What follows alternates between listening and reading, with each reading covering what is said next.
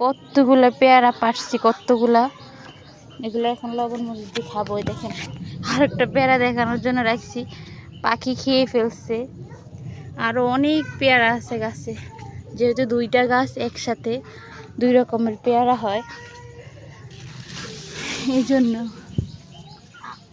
অনেক পেয়ারা আছে আমাদের গাছে।